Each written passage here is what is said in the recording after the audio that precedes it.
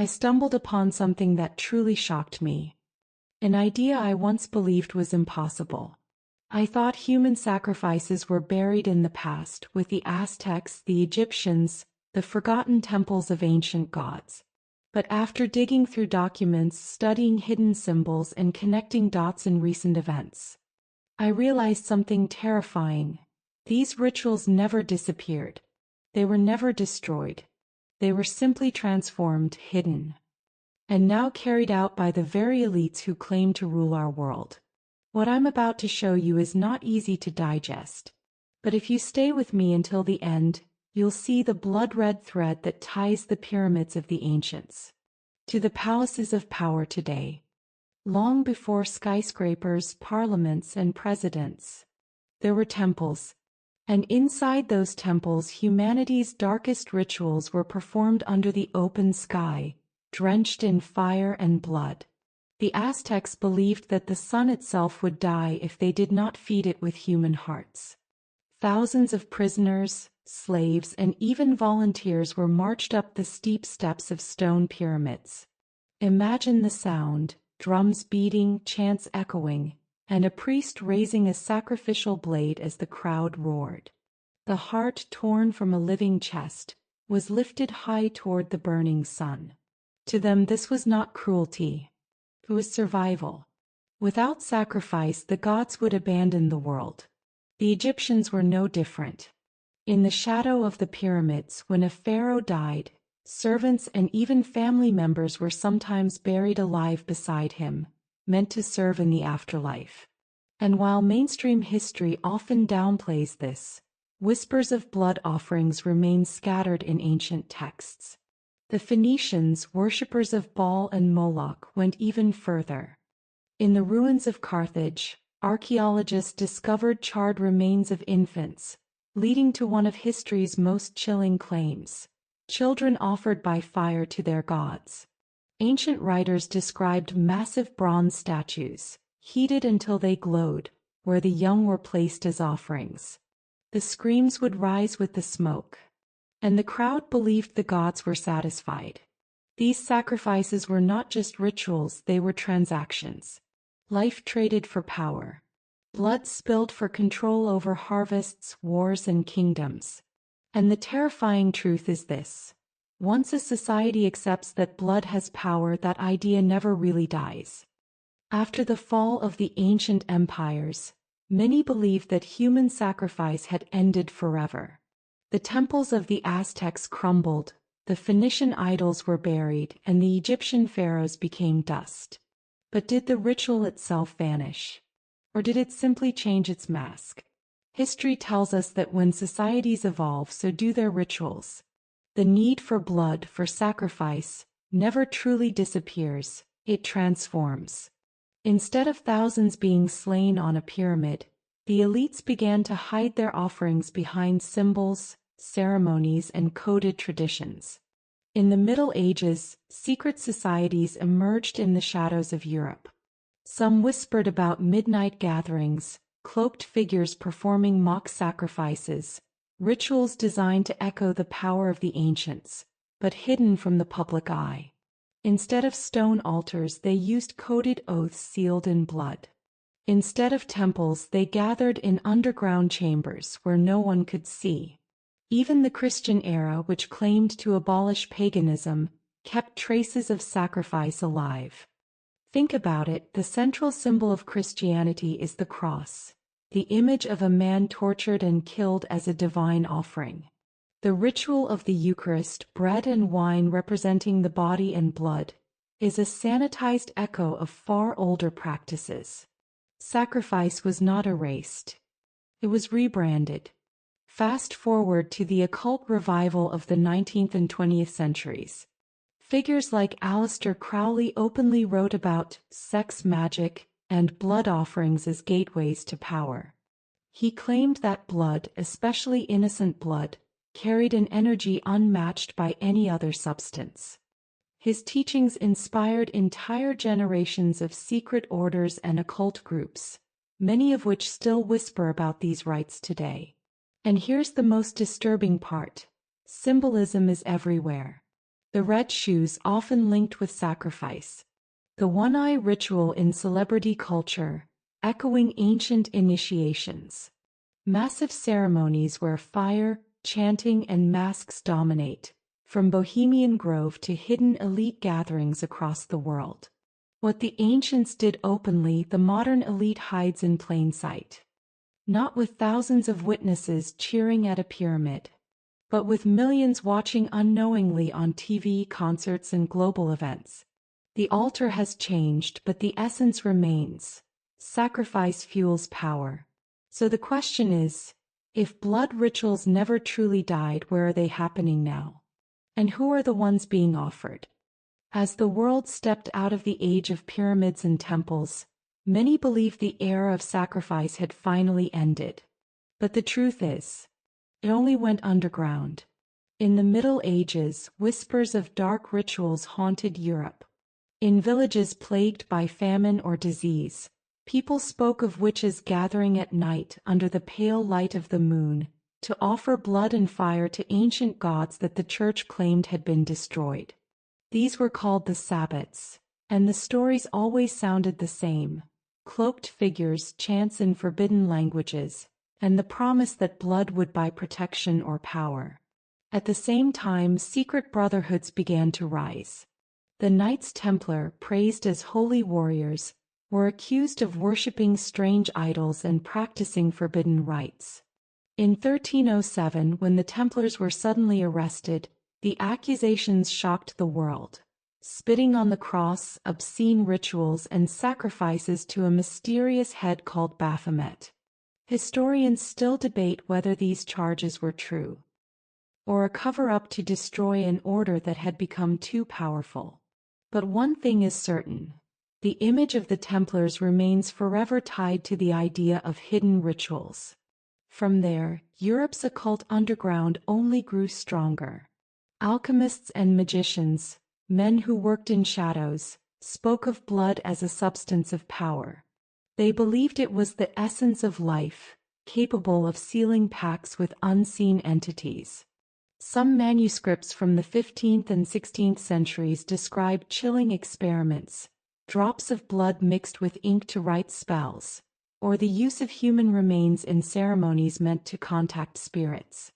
And while the Church publicly condemned all of this, some of the very nobles and kings who ruled from golden thrones were rumored to secretly attend such rites. Behind the polished surface of royalty, the idea of blood sacrifice had not died. It had become a currency of power, invisible to the common eye, but essential for those in the highest circles. By the Renaissance, even as science and art flourished, the obsession with sacrifice survived in the coded language of secret societies. Paintings, sculptures, even architecture hid subtle references to blood and offering.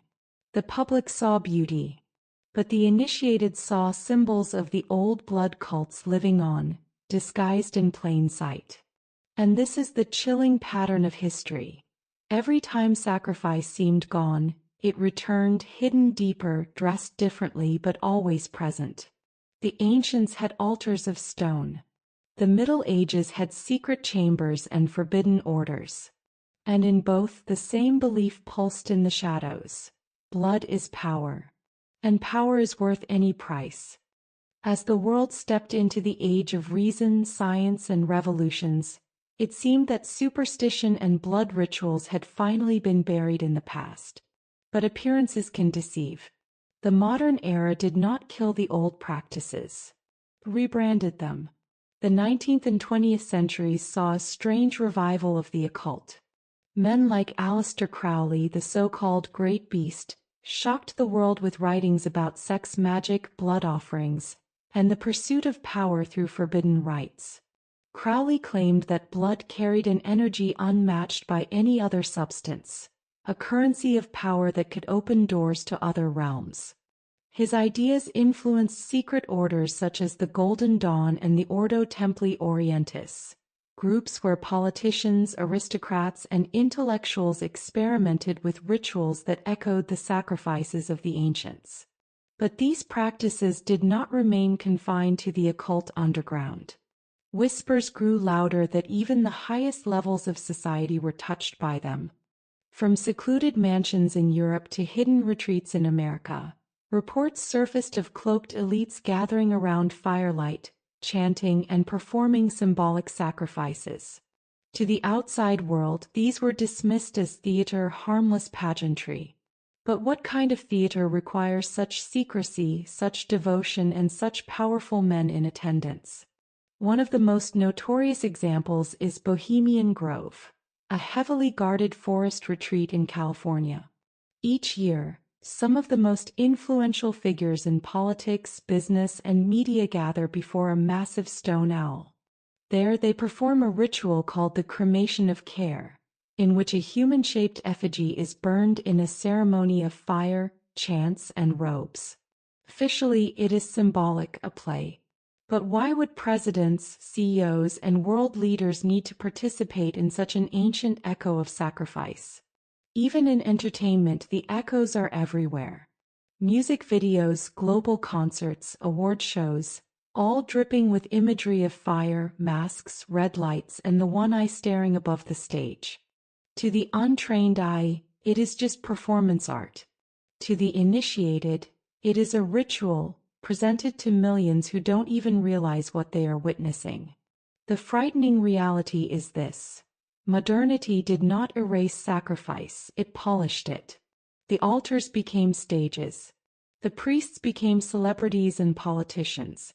And the crowds, instead of gathering in temples, now sit in front of screens, unknowingly participating in rituals disguised as entertainment.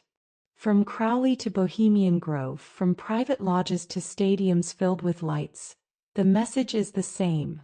The rituals never stopped. They simply evolved, hidden in plain sight, woven into the very fabric of modern power. Throughout history, one rule never changes: power always leaves traces. And even when rituals are hidden, their symbols remain in fashion, in politics, in entertainment. Take the strange obsession with red shoes. In ancient times, red was the color of blood, of life offered to the gods. Today, among the wealthy and powerful, the symbol appears again and again. Some say red shoes represent loyalty to secret rites, a hidden badge worn only by those who have paid the price. Coincidence? Or a silent code? Then there is the disturbing phenomenon of the black eye ritual. Over the past decades, countless politicians, celebrities, and even religious leaders have appeared in public with one bruised eye. The explanation is always the same: an accident, a fall, bad luck.